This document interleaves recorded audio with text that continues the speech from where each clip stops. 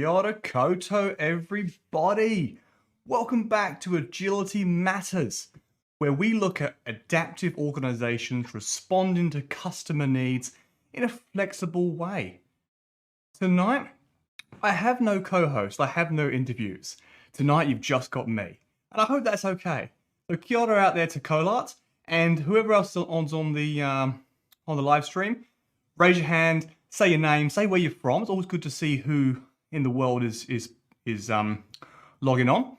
And tonight we're going through ScrumMastery 101. I'm going to give you how I Scrum Master in 1 hour. Now, you cannot learn Scrum Mastery in an hour, but you also can't learn it in 2 days. So your 2-day courses that people promote and say you can learn and become a Scrum Master in 2 days is absolute nonsense. And I think most of us will be aware of that and understand that. Kia ora, Peter. All wine time, yes, we're on the Shiraz, definitely. Kia ora, Hamadreza. Kia ora, Troy. Kia ora, I'm going to butcher your name, buddy, sorry. Ikaram. And kia ora, Louise. Wow, lots of people online. Oh, 12, 13, 14. Oh, we're going up. Okay, better get serious, Michael. So, we're going to focus on a story. I'm going to tell you a story.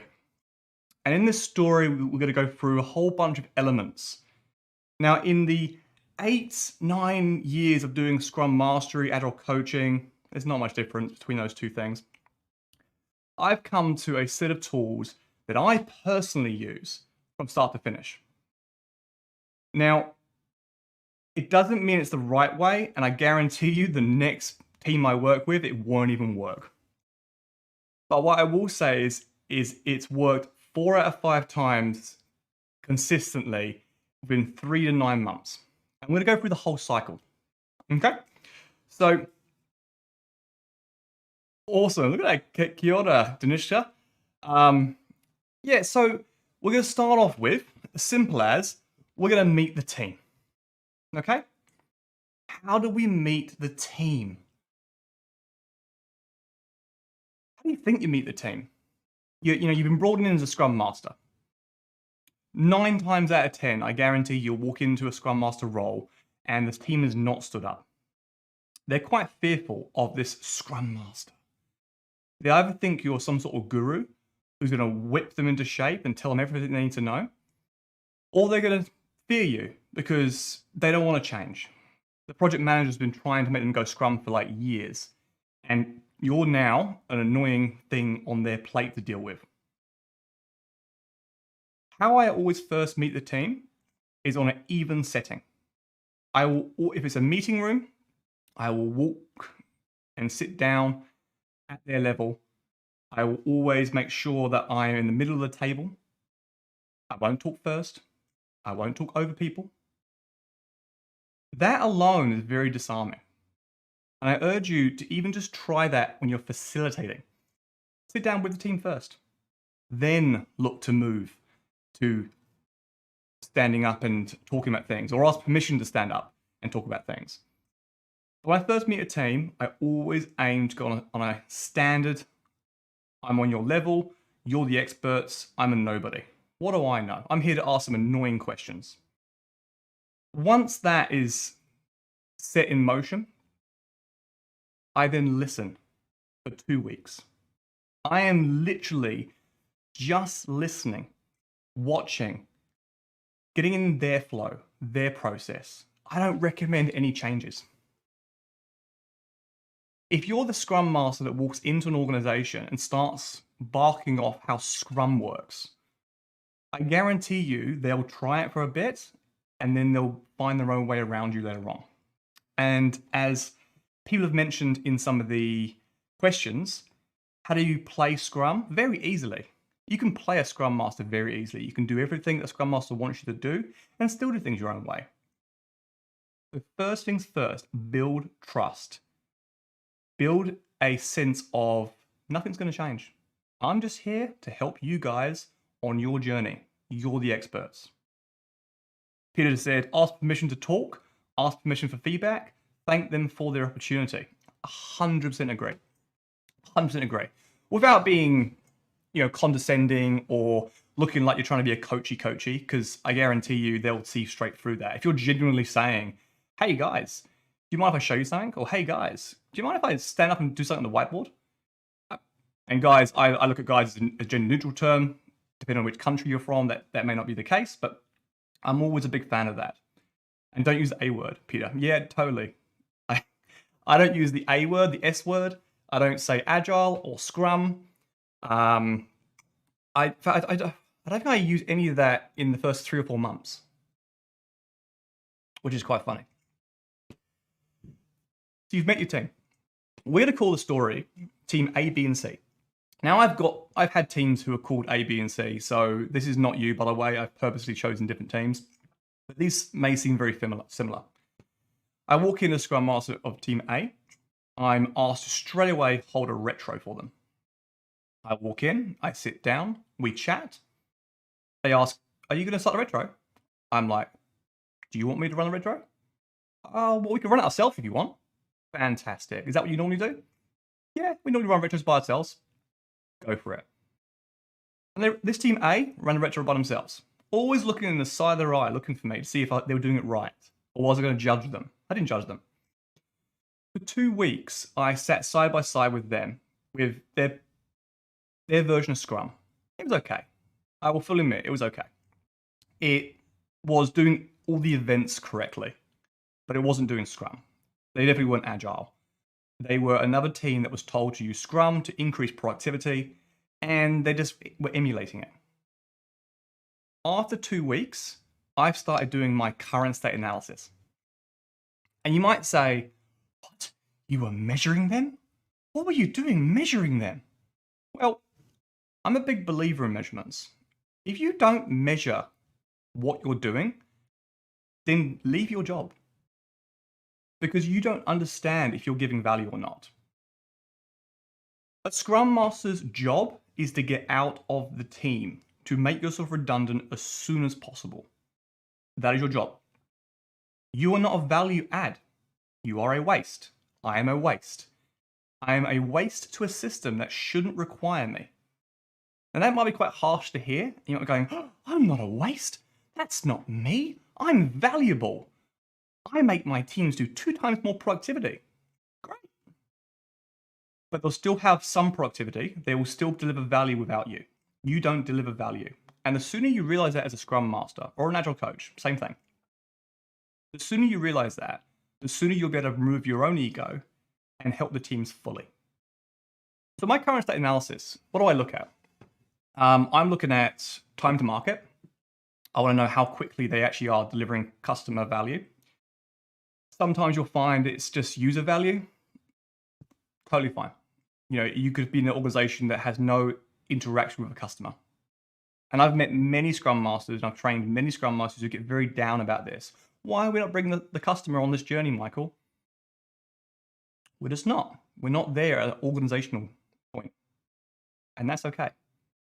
Start where you can. Learn to get the wins in your Scrum Master career where you can have them.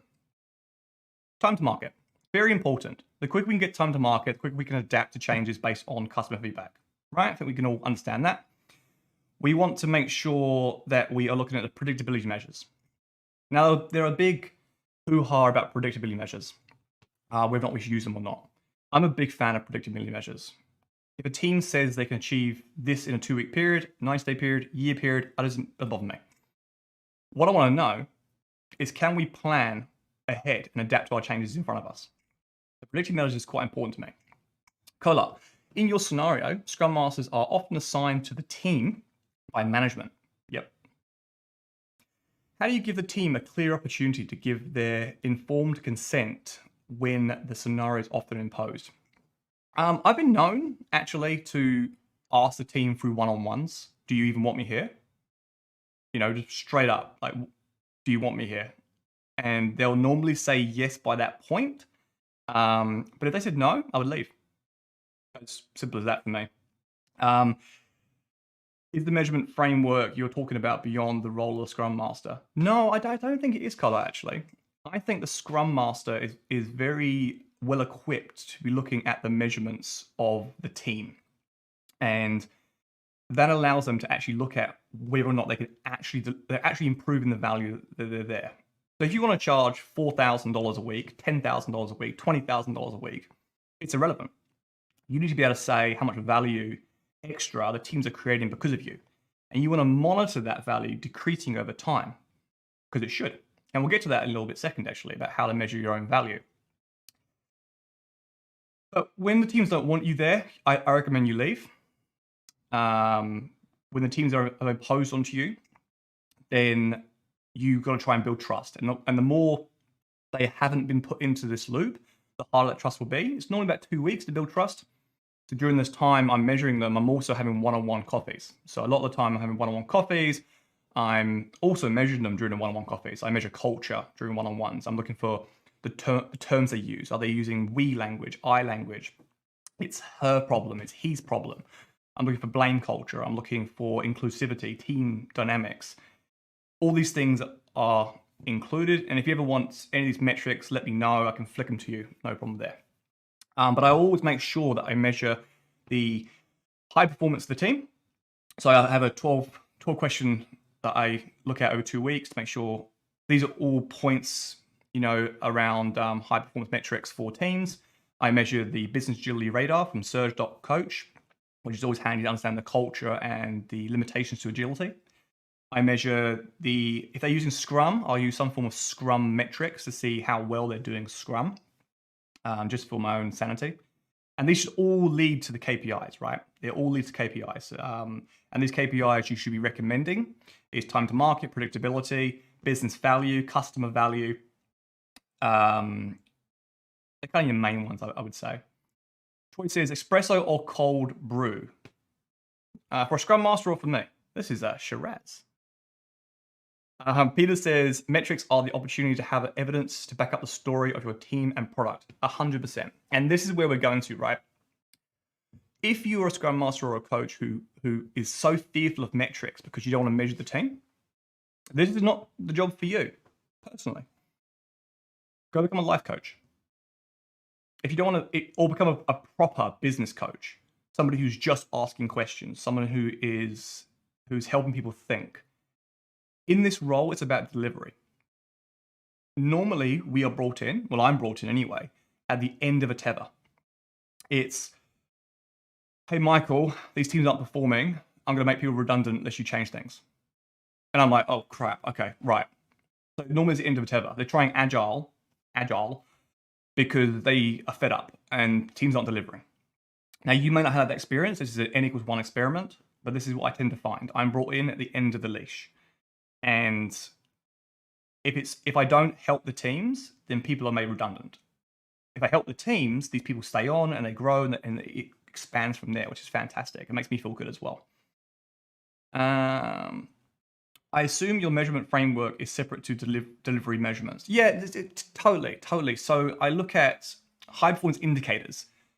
And these high performance indicators are about, visibility of work, work in progress limits, how big a piece of work we're working on at any one time. So they're all about high performance. And it could be finance, HR, operations, IT. It doesn't actually matter. High performance indicators are high performance indicators. And I recommend everyone to have your own set of high performance indicators that are aligned to your organization. I look at culture, specifically what people say. As a Scrum Master, I look at specifically what individuals say. As a coach, I don't have time normally. I normally have up to 12 teams. So I won't have time for this. But as a Scrum Master, I've got 1 to 7 teams. I'll make sure that I'm actually having a one-on-one conversation with every single person to understand those cultural.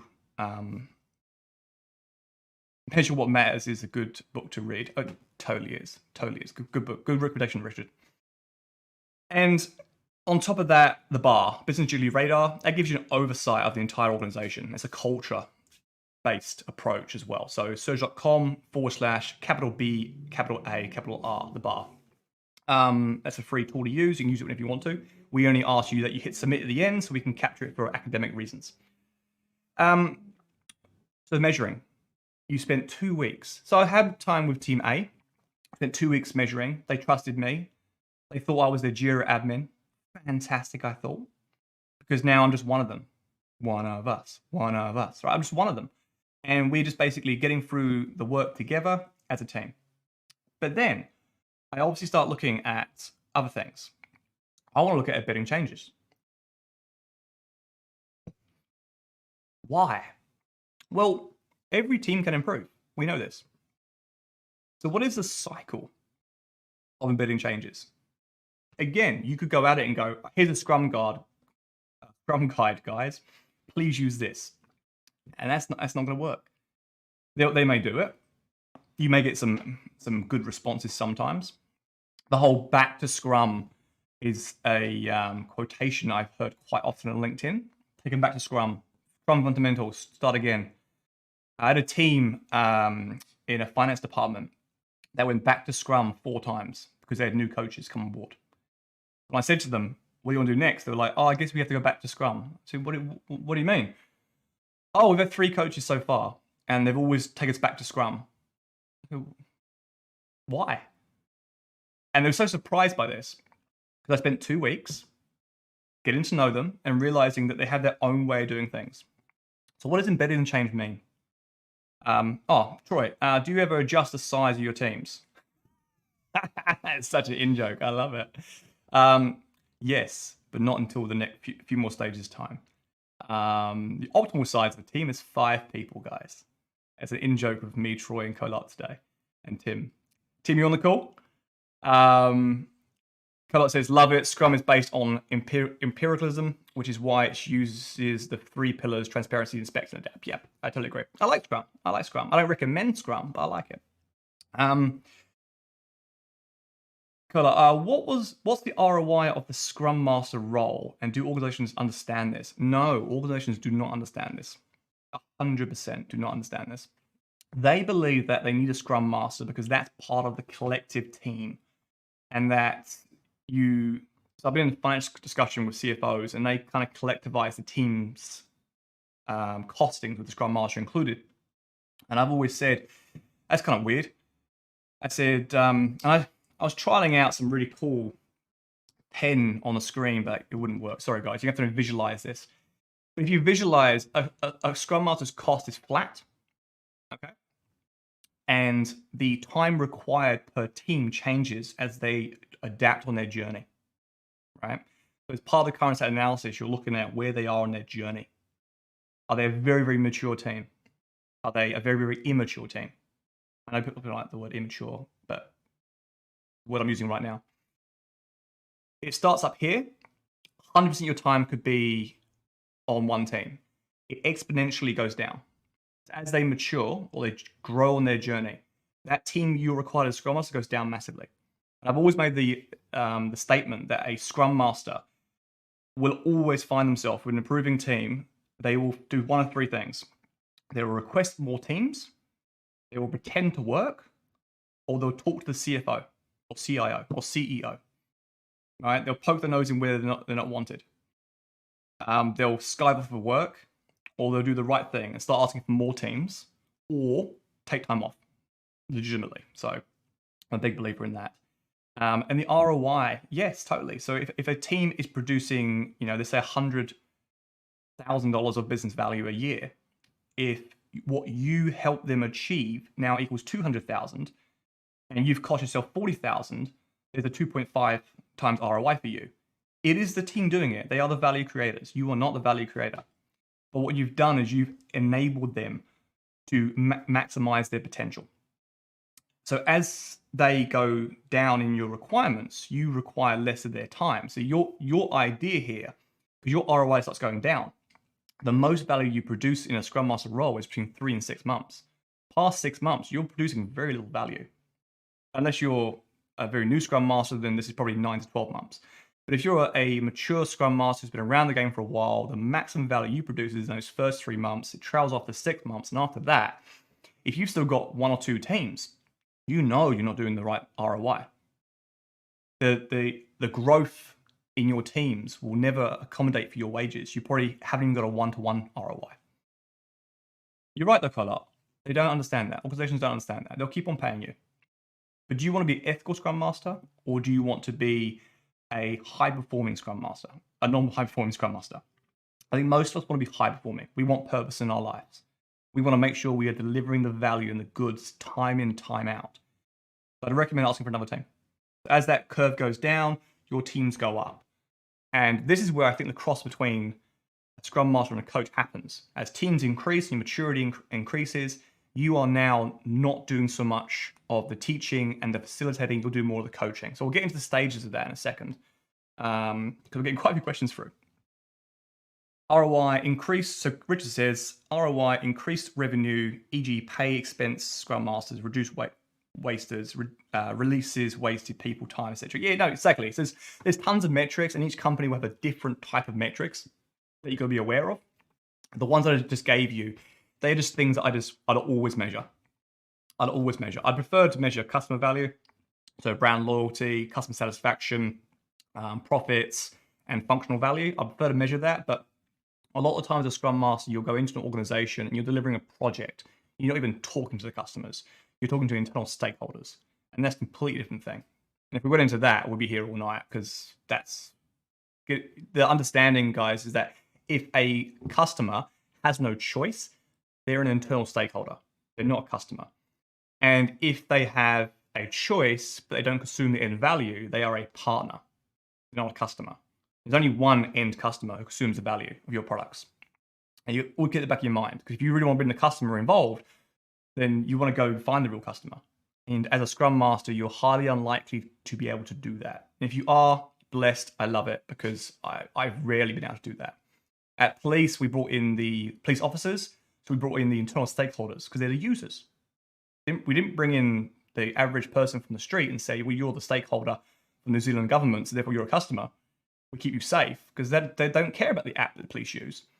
So you don't always have to bring your customer in. It's good to bring a user in, or the person who experiences your products. Richard says, I love the flow, Peter. I agree. Colot says, yeah, the Scrum Master is often an indirect factor influencing performance. Yep, that's pretty much it. Richard says, that's the value add we bring. Get team into the state of flow. Oh, I love the word flow. I love the word flow. So let's crack in. So Team A. Team A, they were focusing on a really bad version of Scrum. And I was like, it was okay. I shouldn't be too bad. It was okay version of Scrum. And I had a whole list of changes I wanted to make. How do you do these changes? You can't just push onto the team and say, hey, I noticed this. This is pretty crap. Let's change it. I'm a big believer in let the problem arise first. Have your list. Have your prepared conversations ready to go. Have your preferred solutions and even your second or third solutions. But have the preferred solution in one place. Don't just scrap to Scrum. Don't just scrap to Kanban. Don't do anything macro. Especially your first 2 or 3 weeks in. Find a problem. If they're having problems with too much context switching or not delivering items, then raise that. And this is where retros are quite powerful. Even though I'm not a believer in fortnightly retros, they can be quite useful in this case, because you have a retro, you ask to facilitate it, you ask permission to ask the question, you always go to someone in advance to get them to raise the problem just so you can talk about it. That's a little tip there. Always go to somebody you know and likes you and just say, hey, I noticed this was happening. This is quite regular. And say, yeah, we always have problems getting it all done in the sprint. Cool, excellent. Hey, raise that retro. And they will. They'll raise that retro. And then you grab onto it. You grab onto that one little thing and you start going, well, the value in producing this or fixing this issue is X, Y, Z. So lower stress levels, increased customer demand for your products, more purpose, probably get Fridays off, right? Things like that. Start going into the benefits, like showing the value of this thing. When they see the value in this one thing, you then ask permission. Now, this is where it deviates. This is where situational leadership will come into it. I think it's number 4. Yes, number 4. Situational leadership.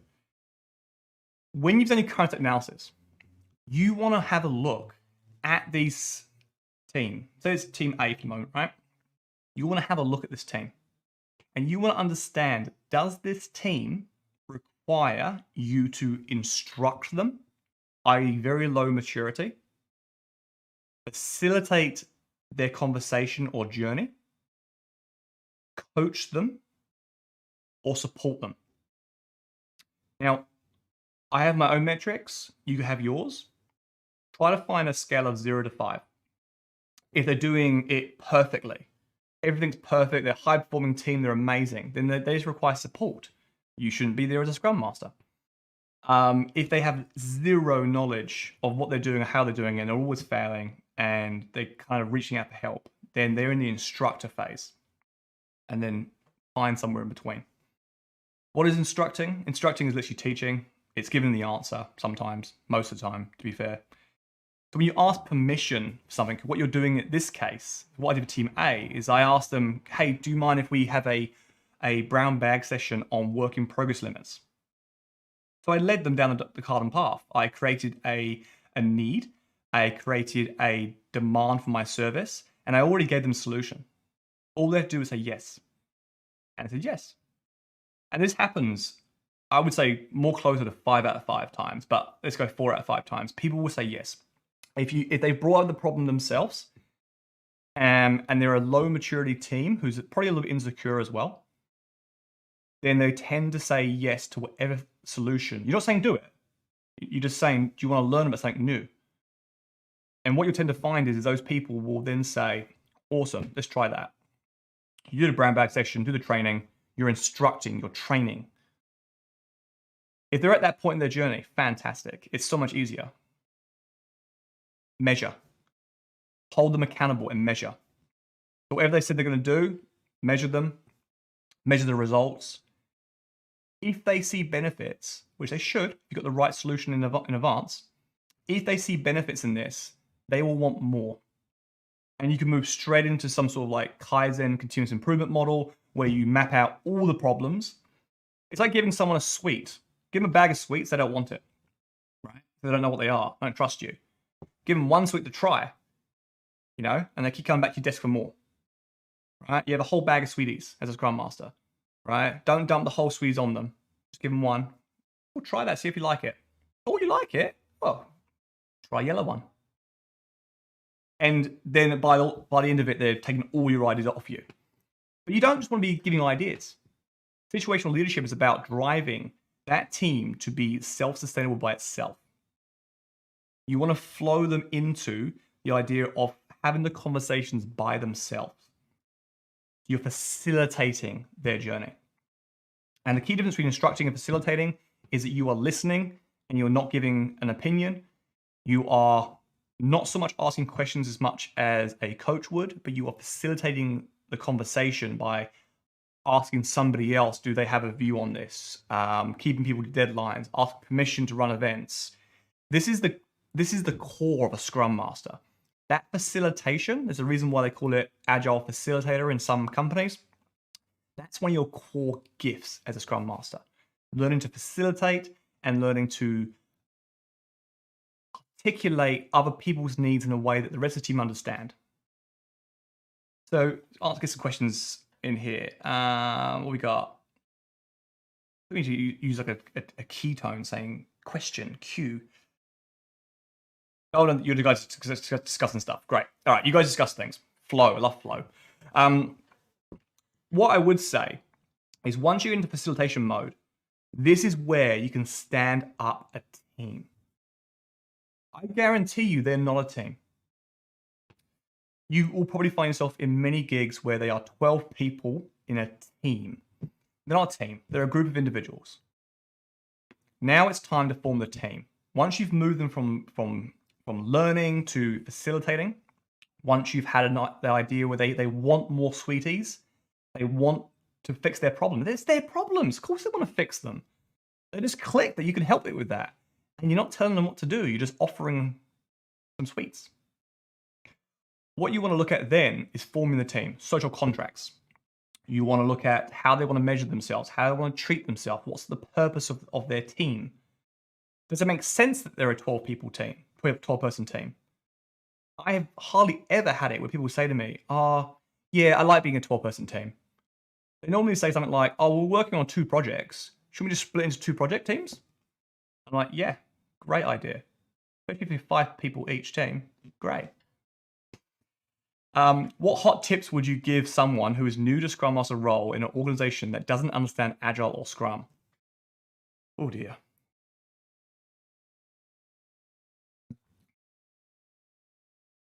If you're new to Scrum Master role and you've entered into a company, oh, Carla, what do you mean by new though? Do you mean under a year, or do you mean like 3 years?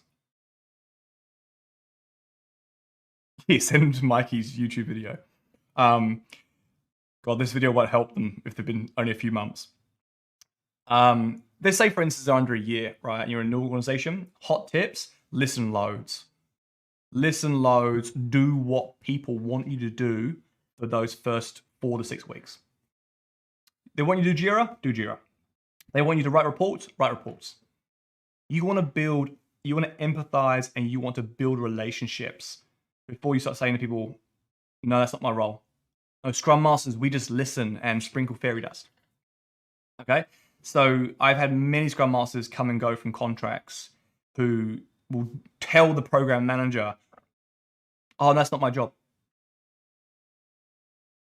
Getting paid $5,000 a week? I think your job's whatever that person says your job is. Especially when you're new. Just do it. I think the first, at least, I'm going to go 3 months. Even 3 months. Do what everyone asks you to do.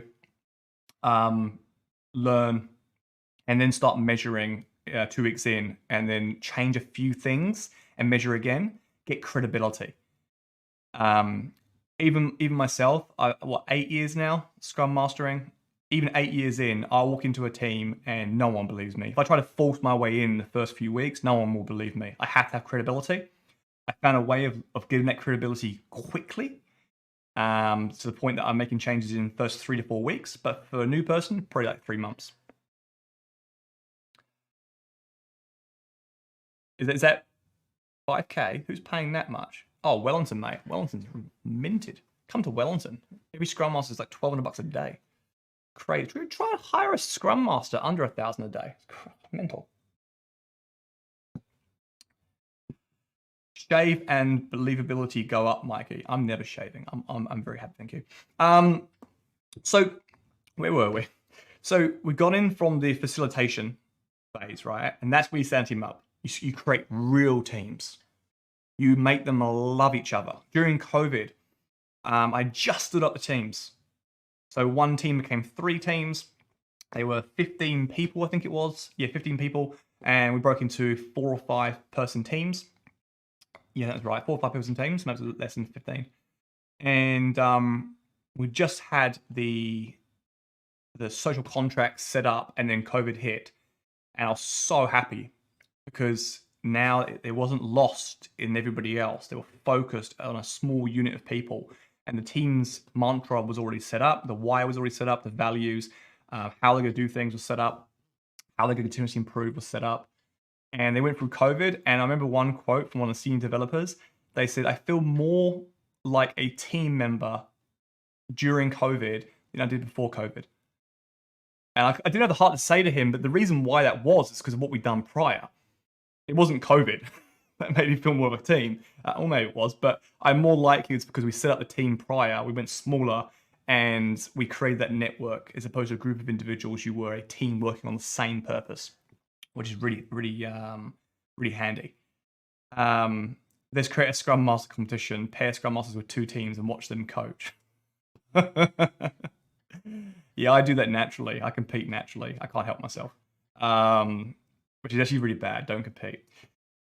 Once your teams are stood up, once your teams are moving from facilitation phase into a coaching phase. Now, what does that mean? It means you no longer have to facilitate the conversation. They're doing that themselves. You are merely asking questions. You are letting them trial small iterative tests when you know it's probably going to go wrong. A good book by David Rock, Quiet Leader or Quiet Leadership, called The Dance of Insight, the model inside there. Dance of Insight is a great model for coaches. I'm very much a fan of that model. But you only do it at coaching phase. The book's for leaders, designed for leaders who have self-empowered knowledge workers. Most teams are not ready for that until you get to coaching phase. So you want a team that can continuously improve by itself before you start to worry about having those coaching conversations.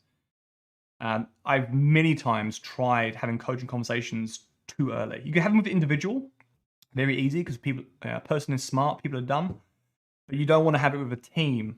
You don't want to sit there at a fresh new team and say, well, what do you think? Well, how do you think that's going to work?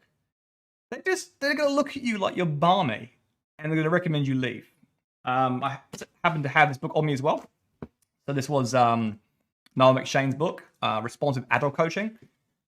I was one of the reviewers on this book, and exactly the same thing that Niall's come up with from agile coaching perspective is why I recommend for ScrumMastery. And that is, you need to understand where that person's at the time, where that team's at the time, whether or not you're going to instruct them, facilitate, coach, or support. Now, here's the thing. It's been 6 months now. So Team A became Team A, B, and C. I took on Team D in 4 months. By 6 months, I had E, F, and G teams. And I'll continue the cycle on. What do you think happened to the leadership when they realized that Michael had 8 teams who are now up their performance by 132%? And other Scrum Masters have got 1 team each, and there's been no objective proof of productivity gains. And it's not saying, oh, look at Michael, he's so great. This is all about walking in, not being egotistical, getting to know everyone, build trust up, focusing on that current state analysis, pointing out the problems, find the problems for your teams, and then how you interact with that problem depends on the current state analysis. Do you facilitate, do you instruct, or do you coach? Most of the times, guys, you're going to be instructing or facilitating. As long as you have permission, you are all good to go. But your aim is to push them into a coaching phase. And I reckon most teams can do that in about 9 months. So 9 months later in this organization, I think that's 13 or 14 teams. I was coaching all of them. I wasn't going to their stand-ups. I wasn't going to their... They scrapped retros ages ago. They were doing like daily retros in the day. They had a Kaizen continuous improvement board. I was at a macro level. And that's when they called me the Agile coach. I was like, oh, okay, I'm just a Scrum Master. I'm just mostly coaching. About 2 months after that, I moved them from coaching to support. And at the support level, you can work with numerous amounts of teams. Numerous. I haven't hit my limit on how many teams I can support. Now, why is that? It's because you've created... Have I done that right? No, I haven't. I haven't done that right, sorry. You have created leaders inside the team. You know, you can call it an agile champion hat. You can call it internal capabilities. You can call it however you want. You want to build up these capabilities of leadership inside the team. They're basically all coaching themselves. Now, you may go, but where's my role going? Well, that was actually my next bit, when to leave, right? There are 2 reasons to leave in a Scrum Master role. 1, if your ROI is below 2 to 1. If you're charging $10,000 a week and you're not getting at least $21,000 of value for your clients, if you're permanent, if you're on $200,000 a year and you're not getting $400,000 of value, time to leave. I'm a big believer in that. If you're not providing the value, because 3 to 1 really is the value you should be producing, but if you're not producing 2 to 1, something's wrong. Come back to me. Come back to me. I'll honestly help you out and find out what's wrong. I'm here for all Scrum Masters in that way. But normally it'll be some sort of restriction to what you can control. And this is what I say to people. One of the biggest things I will always hear from Scrum Master is, I can't seem to get any meaningful change done. And I always draw those circles. What matters, what you can control, you just want to focus on that small little bit in the middle. Now, if you've done everything you can do, then leave. If your ROI goes down, leave. And the second reason I would say is when your teams are at a point where they only require support, and then it's bye-bye. I would like to say 9 to 12 months, but it's probably more like 18. But if you're a project manager watching this, or a program manager or a leader watching this, and you're looking at, 4 Scrum Masters for 4 teams, you want to put your CapEx fund for about 3 months because you want to be reducing those 4 to 3. and 3 to 2, and 2 to 1.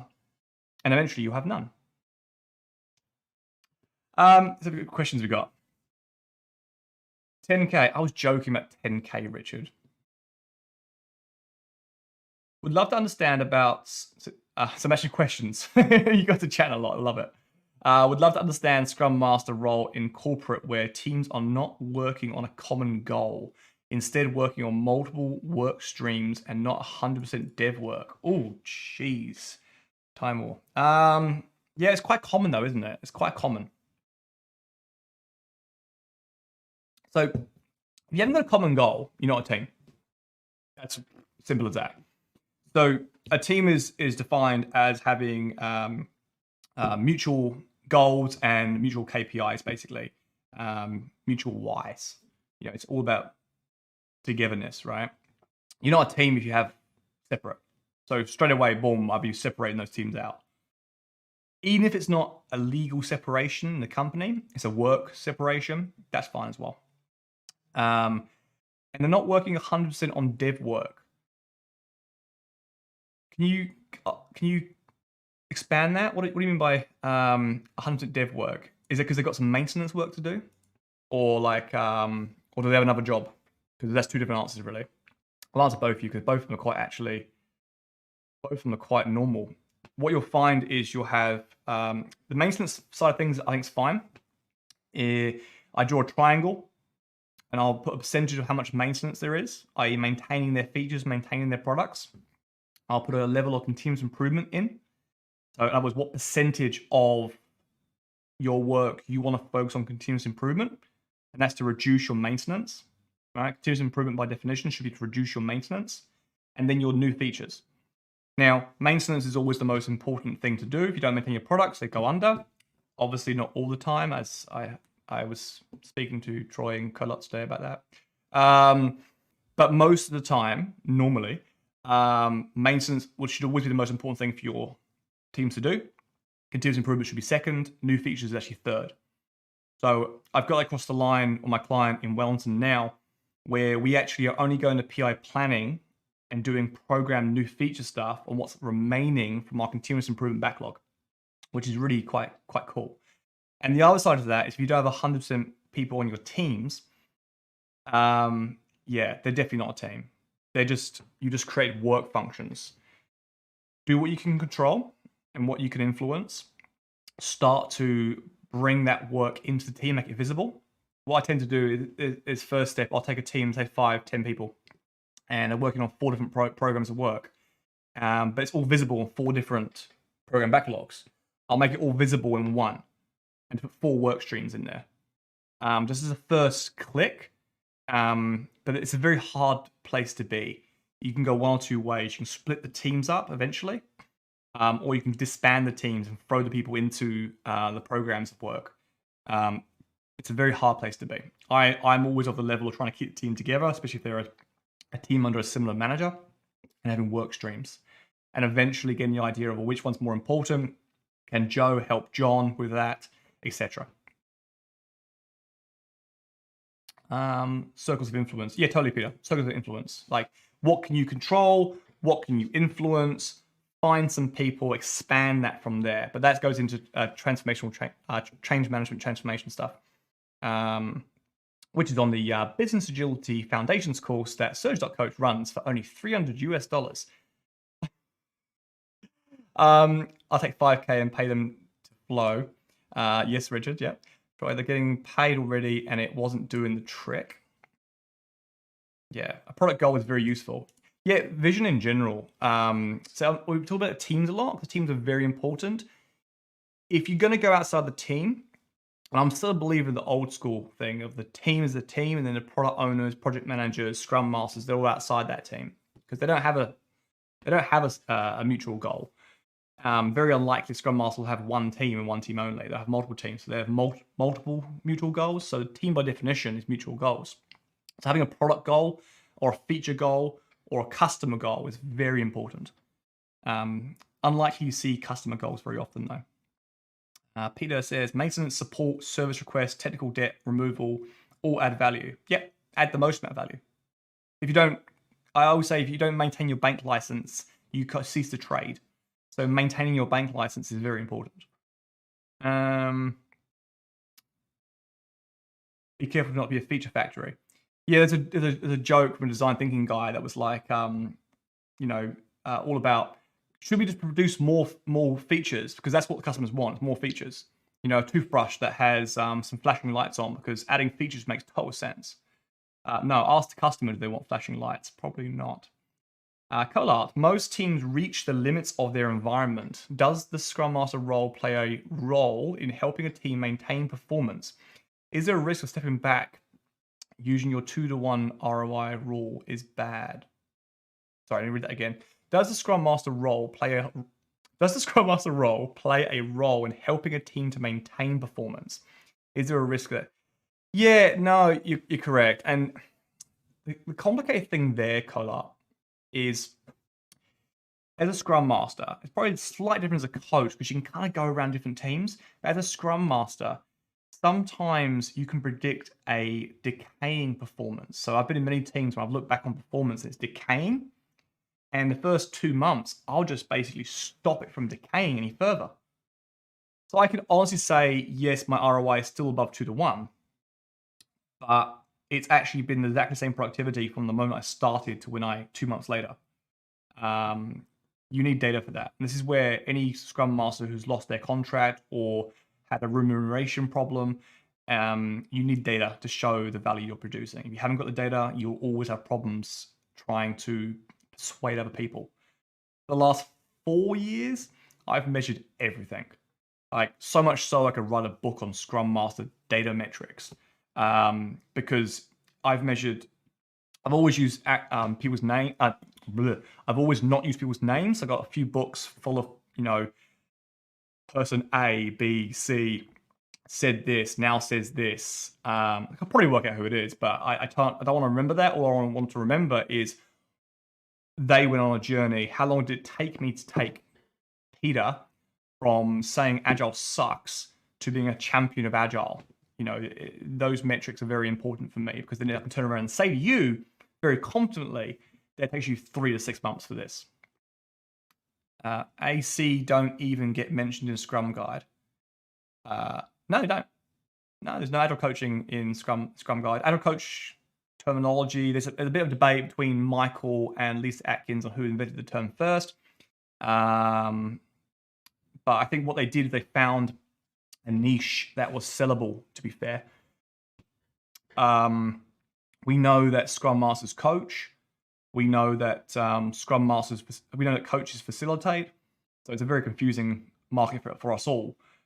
By Scrum Masters, I'm happy to incorporate Agile coaches with less than 5 teams. I would say that an Agile facilitator is the same thing. And I would also say a delivery manager is exactly the same thing. There's no difference between delivery. Is it delivery manager or delivery lead? I think it might be delivery lead. That's a new term going around for the moment for Scrum Masters being called, which I don't mind as well. You are. I implemented that in my client at the moment. The product manager, is accountable for all work being delivered, and I've made the Scrum Masters responsible. And the reason why is because they're at a point in time in their life where a Scrum Master cannot be responsible. A team cannot be responsible for their work at the moment. It needs to be an individual. Over time, it will be the teams. But as the teams keep on merging and throwing and turning around, we need one person. So Scrum Masters are responsible. Delivery DM delivery master. All right, let me recap and then see if you guys got any questions. So what do? You walk in, you gain trust. You don't change anything. You focus on what you can actually achieve and what you can't. You make a game plan. You have a little Horizon 1, 2, and 3 strategy going on. What am I going to achieve in the next 3 months? I'd actually add you should negotiate your objectives with the team as well, but I'll plug that in a second. You watch for 2 weeks, you monitor for 2 weeks. There's 2 weeks gone. Whole sprint gone. You've done nothing. Some of those metrics you want to give back to the team. Some you don't. Some they may not be ready for. If they are a very mature team, you shouldn't be there anyway. Find another job. They're a very immature team. Very new to this. You want to get your instructor hat on, your teaching hat on. You want to locate problems. You want to basically show the value, ask permission, give value, and then you want to measure. If they are at a point where they can basically have discussions by themselves, you're going to facilitate their learning, like facilitating a retro. Again, they're going to find a problem in their retro. You're going to facilitate the value that is produced out of that. You're going to ask questions about what you can do to resolve it. You're going to plug in your own answers at the facilitation phase. You are. At the end of the day, you are going to plug in your own answers. You're going to give them options. Do you want this or this? You're then going to focus on promoting the mirror of accountability and getting that. And you're going to cycle through these changes. As the changes carry on, this team's maturity will increase. As the team maturity increases, you want to get more teams. You want to grow your empire, right? You want to go from 1 team to 2 to 3 to 4 to 5 to 6 to basically, if you're a permanent staff member, they can't do without you. They love you. And you are helping more people because you've had this 1 hour tutorial on ScrumMastery and you are the bee's knees. But what I would say is getting your team stood up in facilitation phase is very important. Get such a contract done. Create your objectives of your team then. Very good point, Michael. Love that. Say, this is what I want to achieve for you guys next 3 months. Is what you're looking for. If you're at a coaching phase, you want to say, what do you want me to achieve in the next 3 months? The language changes ever so slightly. Richard, your comment's been, no, we're not joining Clubhouse. I'm not showing your comment because you're using swear words. Troy says, oh dear, what's the difference between an Agile coach and a Scrum Master? Great question, Troy. Not much, to be fair. Not much. It's about the percentage of how often you are a certain type of leader. An Agile coach very rarely should be teaching and instructing. They're mostly coaching and facilitating. So let's say 50% coaching, 40% facilitation, 10 to 20% will be on teaching. A Scrum Master has fewer teams, generally between 1 and 5. 3 seems to be the appropriate amount. And I would say that they are 50 to 60% facilitation, and then 30 to 40% will be on the teaching, maybe 10% coaching. If you are a coaching phase where you are coaching people in your team, then you for a 40-hour week, you're going to require at least 8 teams because you're not going to the events. You're not worrying about all these little nuances that are happening. So feel free to call yourself an Agile coach at that point. I know Niall wrote that you require 5 years experience as a Scrum Master before you become an Agile coach. I don't disagree with it. I don't agree with it, but it's that weird thing. For me personally, at Surge.coach, we look at a coach being somebody who can transition someone from one place to another using a variety of coaching tools. So it's mostly about coaching. And that's because we partner with leaders to maximize their organization's potential.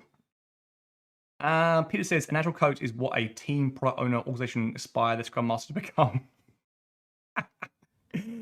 Yeah, and remember, people think there's a hierarchy. Give you an example, in Wellington, Scrum Masters are paid the same as Agile coaches. There's no real difference. But people do look at it as a hierarchy. Scrum Master, Agile coach, Enterprise coach, Guru coach, I don't know. I view Agile coach operate at more senior exec level. Yeah, sometimes. I mean, I'm a coach at the moment in an organization, and I'm at the GM level talking to. The exec GM doesn't even talk to me. Is what it is. I've been a Agile coach where I talk to CEO. But I've been a Scrum Master who talks to CEO. So I'm one of those annoying people who talks to CEO. So I think it's kind of a mix there. Carl says, is the Scrum Master role often mistaken for a formal job when in fact it's merely a job in the game of Scrum, like the banker role in Monopoly? Oh, yeah, beautiful question, Kolar. I want to break it down a little bit. Two things. Is it a fake fictional role? Yes, totally. Totally. It's not a real role. It's a role that we've created for a problem that shouldn't exist. We are a waste on the process. We are a waste on the system, but we are needed for the moment. Okay, so this is where I think permanent Scrum Masters are a little bit. I worry for them, because if you're doing your job properly, you're suddenly redundant. If you're in a large organization, I guess you're going to be taking on more teams. Things will always change. There's a constant flow. So a good head of agile is very important there. These days, agile coaches are process police. Yeah, pretty much. Process and constraints police. Terrible. And outside Scrum, I mean, Scrum Masters obviously are used everywhere. Scrum, XP, Kanban, whatever. Only because we want them to be. But Scrum Mastery was only created for Scrum. I have a friend who asked me, and he said he was going to watch, so he's probably on the call now, who asked me for a framework that didn't include Scrum Masters. Interesting enough, of course, Surge actually has a framework that doesn't have Scrum Masters. It's one of the ones I promote, because once you get the teams to a certain point, you remove yourself and they're by themselves. So I'm a big believer in long-term there not being a role, to be fair. But I'm also a believer of long-term those roles become leadership roles. There's quite a few agile coaches who have moved into leadership roles, and I think that's going to continue. Lols, I agree. Agile coaching is about organizational design.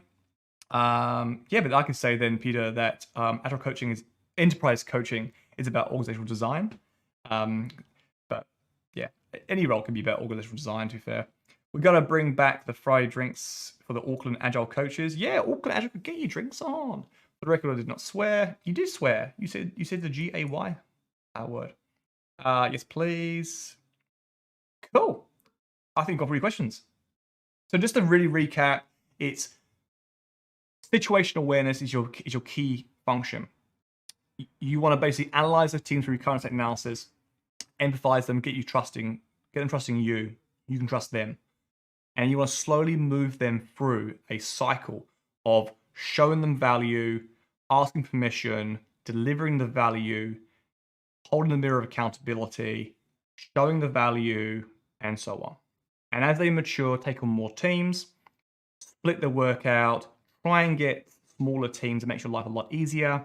And then everything else from that comes organizational change, which, yes, you could say is part of a Scrum Master's role, but I would prefer you have a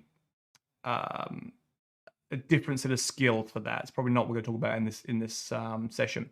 The next time we have somebody who cancels, I may go into transformational coaching, which is actually a leadership area, which is what's ironic how agile coaches and enterprise coaches have taken on these transformational leadership roles, when actually there has always been a role called a transformational leader, because there's a thing called transformational leadership.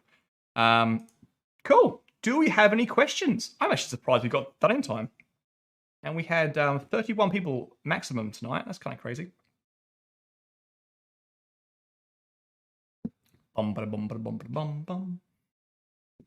Questions? No?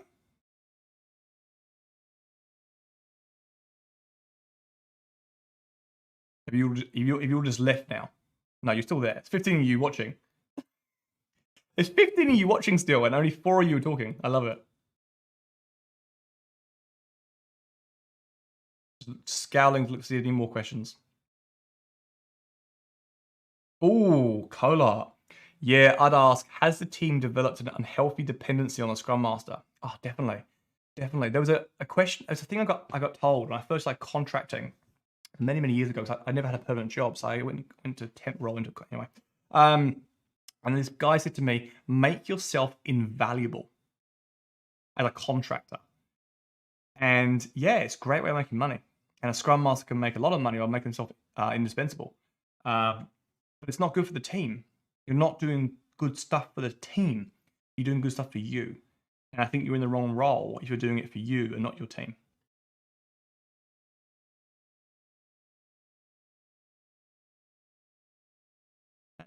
Clubhouse, it will be crazy. Didn't Elon Musk just promote Clubhouse as well? He upped my Bitcoin prices. A Scrum team should aspire to deliver the most valuable outcomes for the least output, feature output. Yeah, totally agree. Totally agree, Color.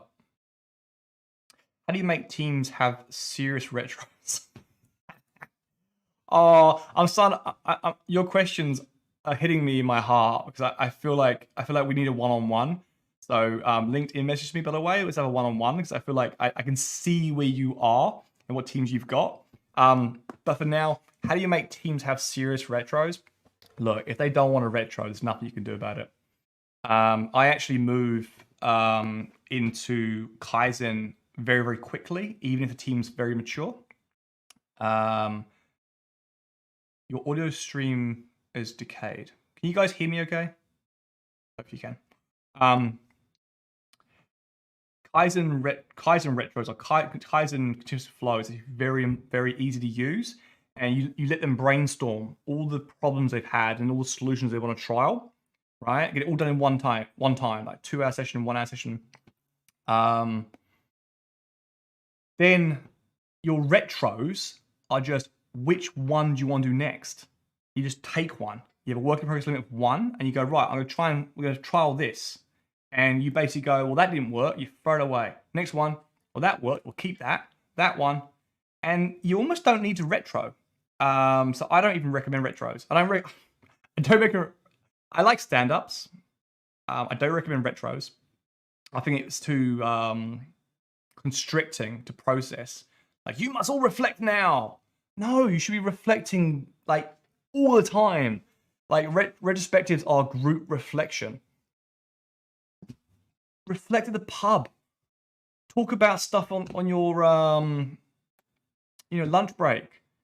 At the end of the day, hey, this is a problem. Shove it on the Kaizen board. I literally, get a post-it note and plug it on the post-it board. Maybe have a column saying problems, potential solutions, in progress, trialing, this is crap, this is not. And this is a real bad problem, guys. I can't seem to get this problem fixed. I'm putting it up there. Problem 2, I'm going to dot vote that. Cool, excellent. ScrumMaster comes on and goes, whoa, new problem, great. Do you guys want to try this now?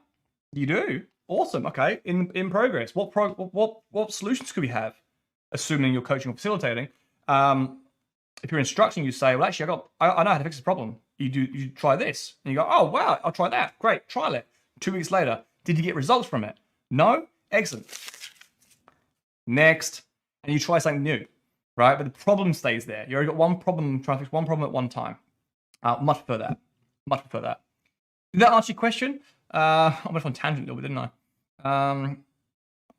Yes, please. Yeah, grab me. It's totally okay. I saw something about being a BA. Oh God, there's so many things.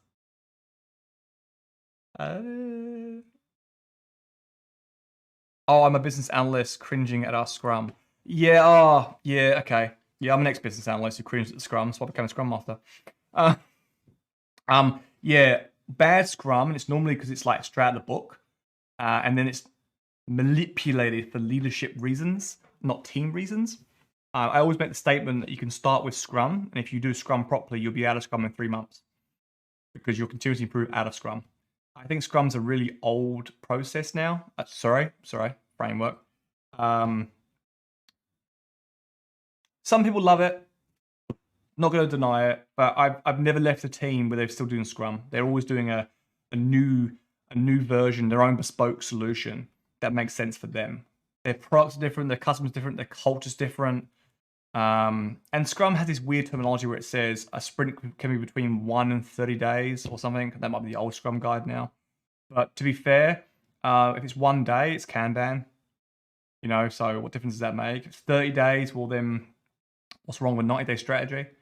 The idea is to bring your deliverables down, right? Or make it a KPI. Ask the team, how do we get time to market to decrease from 90 days to 12 days? How do we respond to customer demands? Just ask them. You don't need a framework for that. They're smart individuals. They'll give you an answer. If they need instructions, then get your Discipline Agile book out, which is like this thick of ideas. There's more than one way to eat ice cream. Instead of leaving when a team says they don't want you, are there any ways you can show them value, inspire, or resistance? Yeah, I probably shouldn't say you should leave straight away, should I? I do. I do. If I'm not wanted, I just leave. But normally you're brought in, I think Colart said it best, you're normally brought in for a project normally. And I normally take away some of the effort, some of the admin, some of the annoying stuff that I want to do. I build trust, and then I find one big problem that I know the answer to. And once I fix that one problem, it's a lot easier.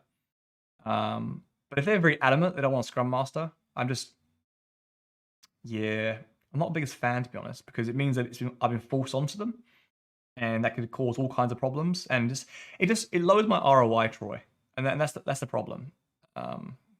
Yeah, I've had a few teams even recently that I've had quite a bad ROI on for like 3 months, and I would do wonder, what's my value? If I didn't have the other 6 teams, I probably would have felt quite sad.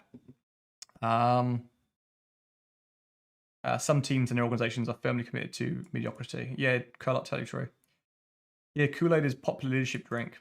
Yeah, and this is the problem. So as part of my thesis, I asked leaders, transformational leadership, why do they move to customer centricity? Agile really, but a different name. And I asked them, so 33% of them didn't even know, and 40% of them didn't even measure success. They were doing it because that's the Kool-Aid. They want to basically that's what they want to do. Everyone else is doing it, why shouldn't we? And that's probably one of the worst reasons to transform. You want to transform a team, a business unit, a tribe, a band, an organization, because there's a need for a competitive advantage that you cannot achieve somewhere else. You need to get that competitive advantage. Now, how do you get that competitive advantage? Maybe it's agile. Maybe it makes sense. Maybe it's lean. Maybe it's just try something different and measure and see what happens.